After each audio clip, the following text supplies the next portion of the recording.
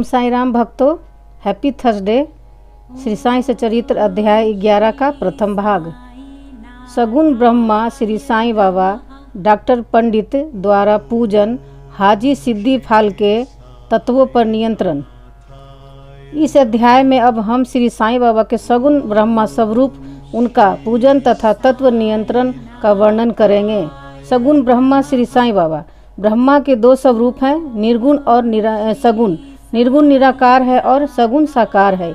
यद्यपि वे एक ही ब्रह्मा के दो रूप हैं, फिर भी किसी को निर्गुण और किसी को सगुण उपासना में दिलचस्पी होती है, जैसा कि गीता के अध्याय 12 में वर्णन किया गया है। सगुण उपासना सरल और श्रेष्ठ है। मनुष्य स्वयं आकार, शरीर, इंद्रिय आदि में है, इसीलिए उसे ईश्वर की साकार उपासना स्वभावतः ही सरल है। जब तक कुछ काल सगुण ब्रह्मा की उपासना न की जाए, तब तक प्रेम और भक्ति में वृद्धि ही नहीं होती।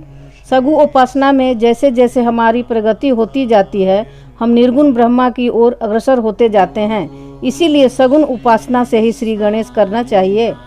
मूर्ति, वेदी, अग्नि, प्रकाश, सूर्य, जल और ब्राह्मण आदि सत्व उपासना की वस्तुएं होते हुए भी सद्गुरु ही इस सब में श्रेष्ठ है।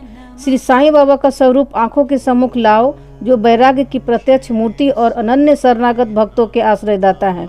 उनके शब्दों में विश्वास लाना ही आसन और उनके पूजन का संकल्प करना ही समस्त इच्छाओं का त्याग है।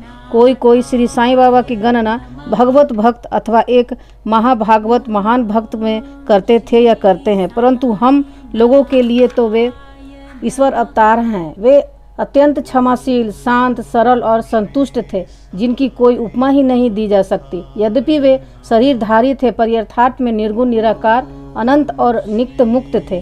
गंगा नदी समुद्र की ओर जाती हुई मार्ग में ग्रीष्म से व्यथित अनेक प्राणियों को शीतलता पहुंचाकर आनंदित करती, फसलों और वृक्षों को जीवन दान देती है, और जिस प्रकार प्राणियों की क्षुधा शांत करती है, उसी प्रकार श्री साईं संत जीवन व्यतीत करते हुए भी दूसरों को सांत्वना और सुख पहुंचाते हैं। भगवान श्री कृष्ण ने कहा है, संत ही मेरी आत्मा है, वे मेरी जीवित प्रतिमा है और मेरे ही विशुद्ध रूप में मैं स्वयं वही हूँ। ये अवर्णनीय शक्तियाँ ईश्वर की शक्ति, जो कि सत्य, चित्त और आनंद है, शिरडी में साईं रूप में अवतीर्ण हुई थी। श्रुति तैत्तिरीय उपनिषद में ब्रह्मा को आनंद कहा गया है। अभी तक यह विषय केवल पुस्तकों में पढ़ते और सुनते थे, परंतु भक्तगण ने शिरडी में इस प्रकार का प्रत्यक्ष आनंद पा लिया है।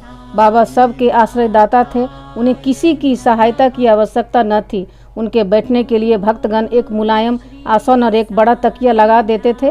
बाबा भक्तों के भावों का आदर करते और उनकी इच्छा अनुसार ही पूजन आदि करने देने में किसी प्रकार की आपत्ति न करते थे। कोई इत्र और चंदन लगाते, कोई सुपारी, पान और अन्य वस्तुएं भेंट करते और कोई नैवेद्य ही अर्पण करते थे। यद्यपि ऐसा जान पड़ता था कि उनका निवास स्थान शिरडी में है, परंतु वे तो सर्वव्यापक थे। इसका भक्तों ने नित्य प्रति अनुभव किया। ऐसे सर्वव्यापक गुरुदेव के चरणों में मेरा बार बार नमस्कार है। बोलो श्री सद्गुरु साईनाथ महाराज की जय। ओम श्री साईनाथाय नमः।